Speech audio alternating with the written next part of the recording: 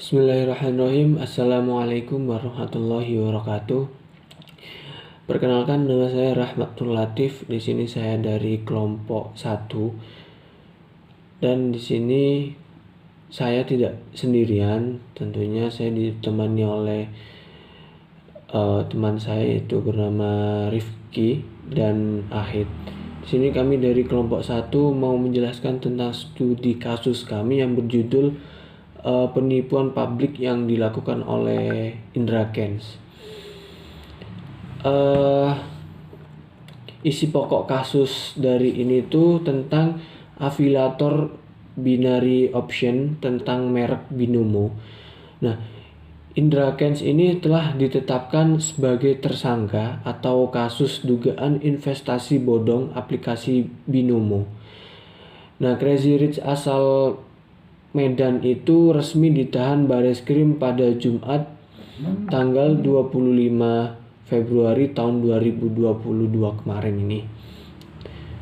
Nah, Indra Kents ini diduga melanggar pasal 45 ayat 2 JO, pasal 27 ayat 2 dan atau pasal 45A ayat 1 JO, 28 ayat 1 Undang-Undang Nomor 19 tahun 2016 tentang perubahan atas Undang-Undang Nomor 11 tahun 2008 tentang informasi dan transaksi elektronik, pasal 3, pasal 5 dan pasal 10 Undang-Undang Nomor 8 tahun 2010 tentang pencegahan dan pemberantasan tindak pidana pencucian uang, pasal 378 KUHP JO, pasal 55 KUHP. Nah, Indra Kents ini yang bernama asli Indra Kusuma terancam hukuman penjara selama 20 tahun. Adapun pihak kepolisian menyita sejumlah aset milik Indra Kents tersebut. Di tengah kabar resmi ditetapkannya Indra Kents sebagai tersangka, sumber kekayaan influencer itu kemudian menjadi pembincangan. Disebut-sebut total aset Indra Kents ini ditaksir mencapai 100 miliar. Dikutip dari detik.com, berikut sumber kekayaan pemuda berusia 26 tahun ini. Yang pertama yaitu kursus trading, yang kedua kreatif agensi, dan yang ketiga marketplace dan ekspedisi, dan yang keempat bar dan lounge, dan yang kelima kuliner, dan yang keenam nasional adalah kasus ini berkaitan dengan jenis-jenis integritas sosial dalam ruang lingkup norma kenegaraan.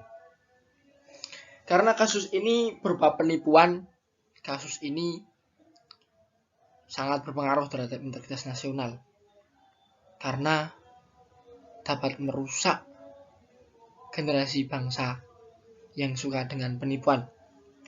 Integrasi nasional adalah proses penyesuaian unsur-unsur yang berbeda dalam masyarakat. Unsur-unsur yang berbeda tersebut meliputi perbedaan kedudukan sosial, yaitu kedudukan sosial, ras, etnik, agama, bahasa, nilai-nilai agama, serta norma yang ada dalam masyarakat. Sesuai kasus yang dialami oleh Indra Kents seperti saat ini, termasuk ke dalam integrasi sosial yang dikarenakan adanya pembohongan publik. Pembohongan terhadap publik, dia pamer dengan kekayaannya, tetapi semua itu adalah kebohongan semata yang dia lakukan melalui penipuan, yang dia lakukan melalui binomo atau investasi bodong. Dengan pembohongan akan menghasilkan kekayaan melewati cara yang tidak benar. Faktor yang menyebabkan beberapa faktor yang menyebabkan disintegritas. Yang pertama yaitu melakukan penipuan dan pencucian uang melalui aplikasi binomo. Yang kedua, melakukan perjudian online. Melalui aplikasi tersebut, dia melakukan judi yang berkedok dengan trading. Yang ketiga, berita bohong yang merugikan konsumen, baik di Indonesia maupun di luar. Dari 3 faktor ini dapat kita ketahui bahwa kasus yang dilakukan oleh Indra Kents sangat merugikan dan merupakan pembohongan publik. Sekian dari saya. Assalamualaikum warahmatullahi wabarakatuh.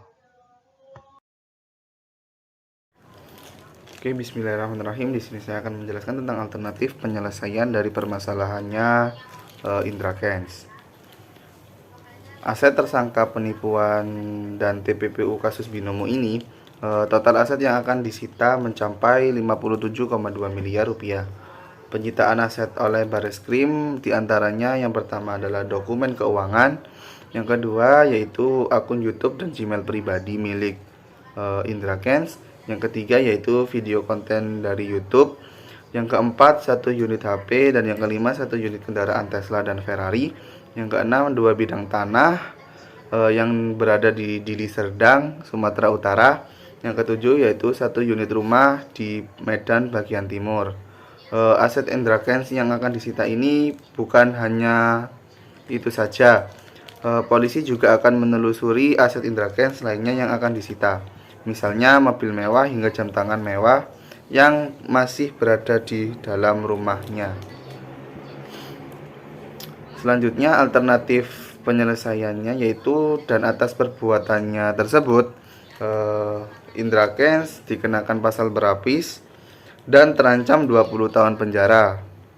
Ia disangkakan pasal 45 ayat 20 junto, pasal 27 ayat 2 dan atau pasal 45 ayat 1 junto. Dan juga pasal 28 ayat 1 Undang-Undang Informasi Transaksi Elektronik atau yang biasa disebut dengan Undang-Undang ITE.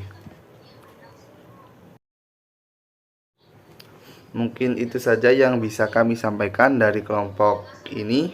Kurang lebihnya mohon maaf. Wassalamualaikum warahmatullahi wabarakatuh.